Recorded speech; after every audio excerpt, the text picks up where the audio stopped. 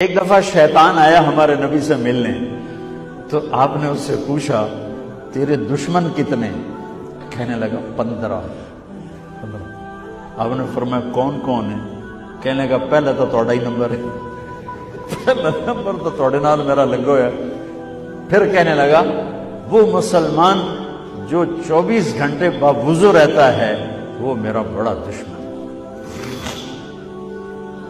جو باوضو رہتا ہے اور باوضو سوتا ہے، ایک فرشتہ اس کے لیے بندگی کا ثواب لکھتا رہتا ہے۔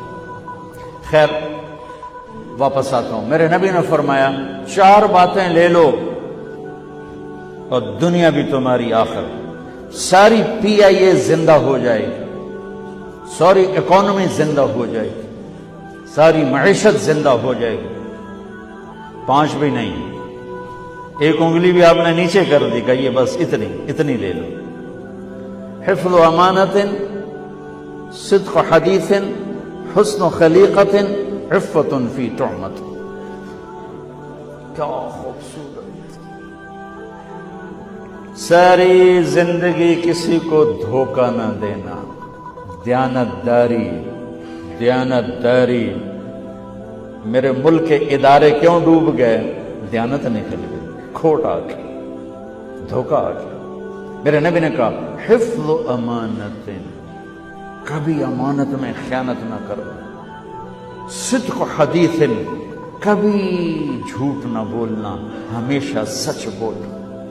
میرے نبی نے فرمایا میرا امتی ہر گناہ کر سکتا ہے، 2 نہیں کر سکتا، ایک جھوٹ کبھی نہیں بولے گا، ایک دھوکہ کبھی نہیں دے گا۔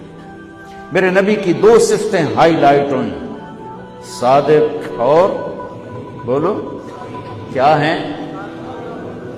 کوئی اور بھی تو ہو سکتی تھی، جس سے مشہور کیا، کعبہ قوسین بھی تو ہے، اور ادنا بھی تو ہے، واللیل بھی تو ہے سیاہ زلفوں والا، والضحیٰ بھی تو ہے روشن چہرے والا۔ کس سے مشہور کیا؟ صادق امین۔ اگر آپ مجھ سے سوال کرو، میں ممبر رسول پہ بیٹھا ہوں کہ مولانا صاحب سارے دین کو 2 لفظوں میں بتاؤ، ساری شریعت کو، تو میرے پاس 2 لفظ ہیں، سچائی اور امانت داری۔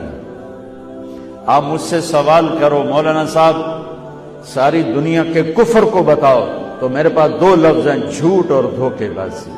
جھوٹ اور خیانت، پوری دنیا کا کفر ان کے اندر چھپا ہوا ہے، سچائی اور دیانتداری، پوری دنیا کا اسلام اس کے اندر چھپا ہوا ہے۔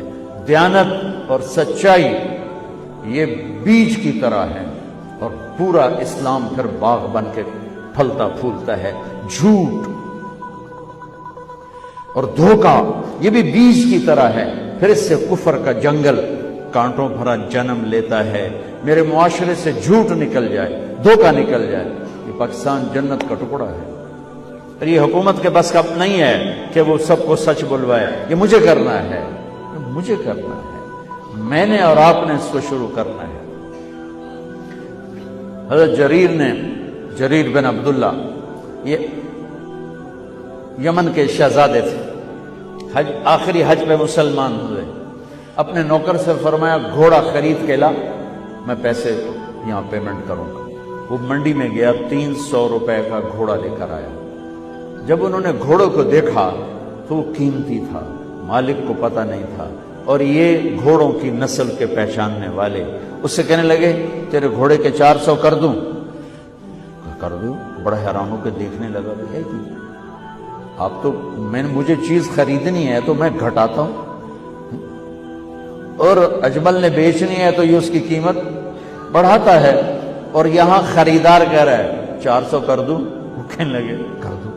500 کر دوں؟ کہنے لگا کر دو۔ 600 کر دوں؟ وہ تھوڑا تھوڑا گھبرانے لگا، بھئی یہ چکر کی ہے۔ 700 کر دوں؟ 800 کر دوں؟ وہ کہنے لگا حضور تسی لینا تو لو، پر میرا مزہ آتا نا تسی اٹھاؤ، کدی لین والے بھی پیسے بتائے، تسی میں نے 300 دے میں جاواں، کہنے لگا اس کو 800 دے دو اور گھوڑا باندھ دو۔ وہ حیران خوشی سے چھلانگے مارتا ہوا گیا۔ تو جب وہ چلا گیا تو نوکر نے پوچھا میں جب 300 میں سودا کر کے آیا تھا تو 500 کس خوشی میں بڑھائے؟ فرمایا میرے بھائی اس کے گھوڑے کی قیمت 800 تھی، 300 نہیں تھی، اور میں نے نبی کے ہاتھوں میں ہاتھ دے کے یہ وعدہ کیا تھا زندگی بھر کسی کو دھوکہ نہیں دوں گا، سب کی خیر خواہی چاہوں۔ تو بھائیو میرے اداروں میں کس ٹیلنٹ کی کمی نہیں، صلاحیتوں کی کمی نہیں، دیانت کی کمی۔